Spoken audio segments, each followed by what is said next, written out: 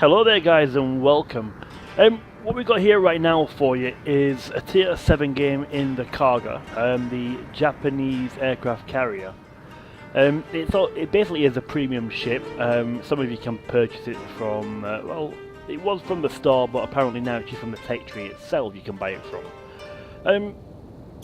The Kaga itself is a very unique ship in some respect. The best thing about this ship in that sense is that it has an alternative but unique torque drop pattern, but the torques that it does release are quite fast. So when you do drop your torque within something like this, you should give it more range away from the target that you're trying to hit, because if you get too close, some of the torques will be too deep underwater. They won't rise up to the actual the depth of the ship, you know, before it hits the target. So they'll basically just go under the ship or disappear, kind of thing. That's the mechanics trying wargame we're trying to go for. Just to let you know a little bit about the ship in the game, World of Warships. Obviously, we have your hangar capacity at 85. Okay, you have 2 fighters in a squadron. You then have 2 torpedoes in a squadron. Okay, the torpedo squadron itself will have 6 aircraft in it. So you get 3 torps at the front and 3 torps at the back per squadron. You will then get 1 dive bomb squadron with 7 planes in that. Okay, the dive bombs are quite decent to hit things with, but you can lose the aircraft very quickly due to AA from the enemy ship and so on. But if you do hit something, it can hit quite hard, not too hard, just hard enough. But the drop dispersion on that is very small. Okay, it is very small, so you get a very small reticle in terms of when you're dropping your dive bombs on an enemy ship. So that's basically letting you know a little bit about it. Obviously, if you can see the game right now, we're just basically chasing down this fighter squadron here. But what I'm going to do, guys, is give you a bit of factual information, if that's okay with you. So, basically, the Kaga was an aircraft carrier built for the Japanese Imperial Navy, and was named after a former Kaga province. Originally intended to be one of 2 Tosa-class battleships, Kaga was converted under the terms of the Washington Naval Treaty to an aircraft carrier as a replacement for the battlecruiser Amagi, which had been damaged during the 1923 Great Kanto earthquake.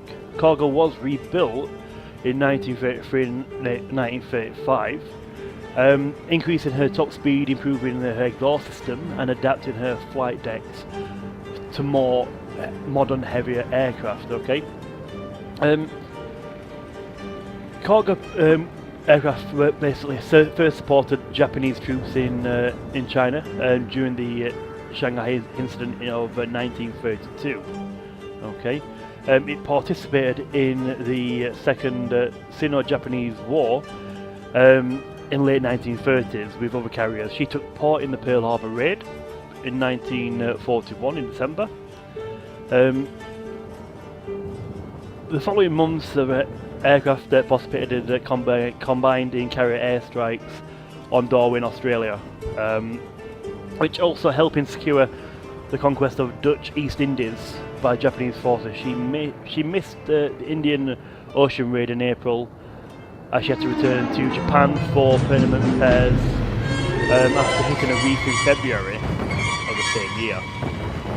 So what you've done there, guys, you just dropped a nice bunch of torps there on the Lyon, the French battleship. We didn't get the devastating strike, but we did pretty much alright in terms of what we set out to achieve in some respect there. What we're going to do now at this point, though, is we're basically looking at where their fighters are in that sense, but what we're trying to do is just get our torpedo bombers out a little bit quicker. The reason what I do in my Kaga, just to let you know about it, you've got an option in your upgrades. You can either have more ammunition and more HP for your fighters, or alternatively you can go for faster servicing time for your aircraft. And because the Kaga, granted you can lose your fighters and your bombers quite quick, but your torpedo bombers are always going to be there. You seem to have got unlimited. It seems like an unlimited resource of your torpedo bombers. So what you can do, is keep on reloading them back out with full squadrons until you use all your aircraft, so to speak. You've got 85 of them, and for this tier, it's perfect. But the thing with the Kaga, the actual detectability in the for aircraft to spot them, it is quite high. You're looking at the by air, it's 11.4 with concealment on there at the 19-point captain, which is a lot more than that when you don't have the 19-point captain. Okay, I think it goes around about 12.9, maybe something like that, or something around about there. But detectability by sea with a 19-point captain with your concealment on there is only 10.3. Right, so here we go. We've got like the Eagle and we've got the Glass Bear here. Just caught them out in the estuary between the two islands on Two Brothers. The first two tops do not arm on the Eagle, but they do arm for the last two that hit it as well. We've got 7 tops in total there on the Glass Bear and the Eagle entirely there.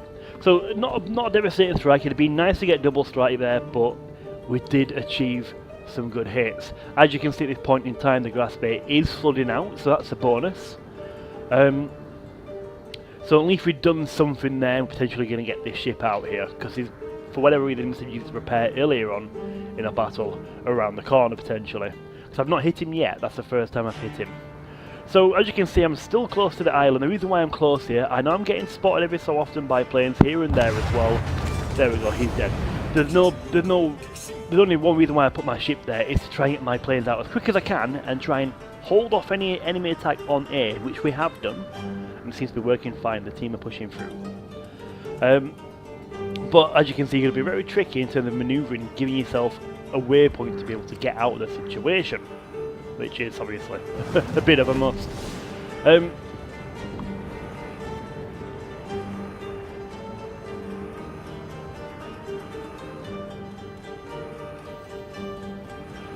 Yeah, so here we go then, guys. We've now got some torpedo bombers lifting up as well. We've got the fighters engaging his fighter. We're going to strafe him right here as well. I'm going to send the other squadron in for a strafe because I seem to have missed him. And we just cleaned up that guy right there. Happy days. We've got the other fighter there as well over on sea. And we've got the Eagle spotted as well, that the ship I didn't manage to catch. But oh dear, Belfast here. And I did take a hit from the Belfast. And he's going to continue to try and hit me at the same time as well. But we're going to try and clean up this fighter here, because we don't want to be dealing with the Belfast and more torpedo bombers, so we want to make sure we can take out his fighters so I can leave my fighters to protect me. So we're now going to send in one of the torpedo bomber squadrons in, and one behind following in as well. We're going to send them over to the Belfast, but he's smoked up. But this guy is continuously firing as he's trying to kill me. As he's done that though, I know his location is, so I've dropped my torps in there, okay? So we're going to get the one top, 2 tops there, and another one as well, another 2 there, and we're going to get the one more here as well. As he's backing up in the smoke, so not the best, but nevertheless we got some good damage there. So we've got now the fighters here again. We're going to try and spot this Eagle one more time, keep him lit up for the guys coming around from air. So I put myself to fire out as well, so I don't want to keep on burning down here, but I'm going to double check my situation. Yes, I'm actually going out fine here, so I just basically set myself a bit of a waypoint going down here and along down here as well to regroup with the rest of the force.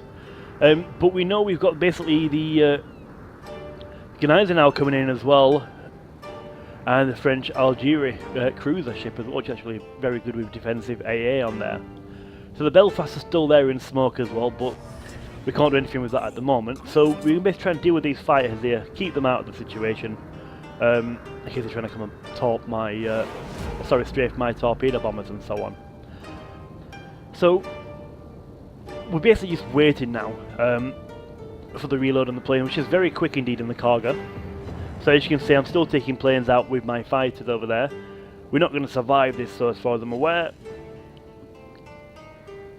We've only got the one guy left, and it's limited on one plane shot from the squadron, and ammunition's running low as well.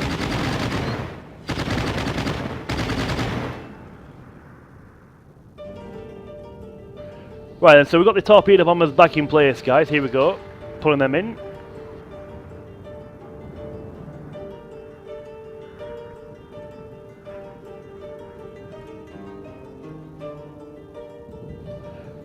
Right then, here we go then, guys. So we're pushing in on this point. We've got options now at this point. Gneisenau and Algeria, they both have good AA. Especially since Battlecruiser set itself up for AA defense as well. It could shred my planes to bits. So I'm marking this Belfast up now. I'm hoping this guy can actually start shooting him and take him out as he's on low health. And I'm going to go for the King George V. But to my astonishment, the Fiji over here is not even shooting at the Belfast. He's going for the French Algeria that's got more health. Don't know why, but that's what he's done. So we're now going to try and drop a couple of torps here. But as the ship's turning into my torpedo bombers, it's going to make it very difficult.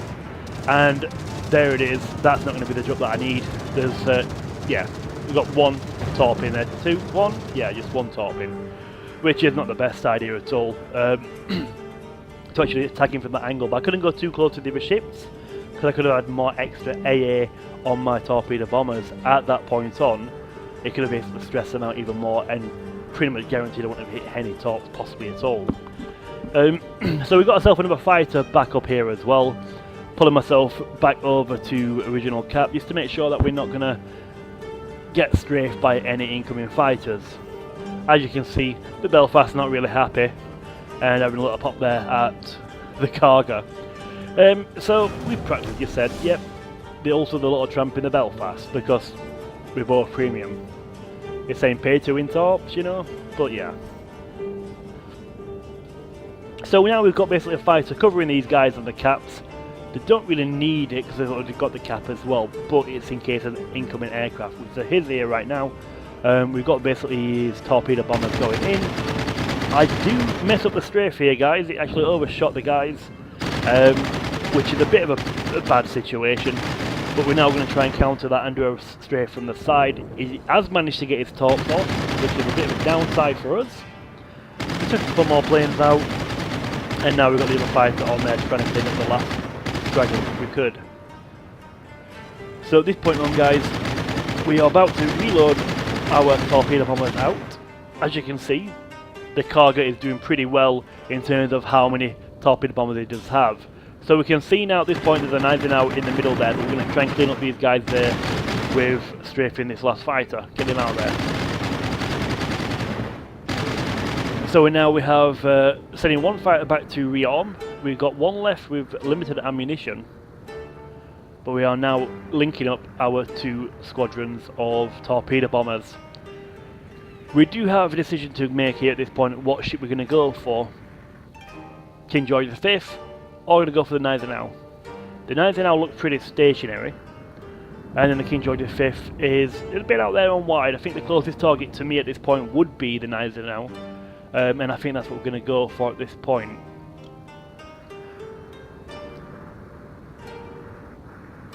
Right, so that's the enemy CV at that point as well. Right, so here we go, we've got some bombers just going in on the cap as well next to the Gneisenau, but we've got the fighter coming in as well. I'm going to use my fighter now at this point to go over the Gneisenau to stress out his AA defense. And I'm going to bring these torpedo bombers in as well. As you can see, the fire's focused on my fighter, then it changes to the torpedo bombers. The thing is, at this point, I thought the Gneisenau was just about to go back forward, but it didn't, it carried on reversing. So as I drop my bombs here at this point, my torpedo, I'm not getting the full threat that I would have got, and I would have devastated and tried to hit that guy and wrecked his ass, pretty much. But sadly, it didn't happen. Nothing I can do about it now, it's done, and that's pretty much it. My torps are basically in the island instead of the ship, but it is what it is. So we're going to strafe this last little squadron here of torpedo bombers, which is looking like a practically a decent little well, actually it looks like a decent little hit on him. Run out of ammunition, so the next one going to come in now for the strafe at this point on, and literally just strafe him away. As you can see, the fighters go up and down, and you just basically choose a particular section of the squadron and just strafe through it. That's what they do, really. And it's very nice to watch that, actually, as you can watch sometimes. You'll get a fighter go really close to one of the torpedo bombers and just strafe from his tail, you know, it looks good. So, here it is then, guys. We are on 838 on points at the moment. We've got 3 caps. Torpedo bombers are about to be launched out as well. As you can see, I'm still keeping myself fairly close to the targets, but also keeping myself out of harm's way as well. If you don't have a 19-point captain on this, guys, it can be tricky because you get spotted by aircraft more than you would a ship, and I think that's decent. That's very realistic because you would get spotted by an aircraft more than you would on surface fleets, you know. But it is annoying when other ships aren't like that, you know. It's the only one of its kind, I think, as far as I'm aware, and that's what makes it a little bit annoying. So we're now going to send our torpedo bombers up to the King George V. We are building up quite high on points here. So with this being said, if they kill another ship at any point, it could end the game at this point, okay? Which is not the best. We've got decent damage, decent torpedoes, and we killed a decent amount of enemy aircraft. But we've not pretty much got loads of kills here in terms of ships and so on. But that's not my intention at this point. It would have been nice to get those, granted.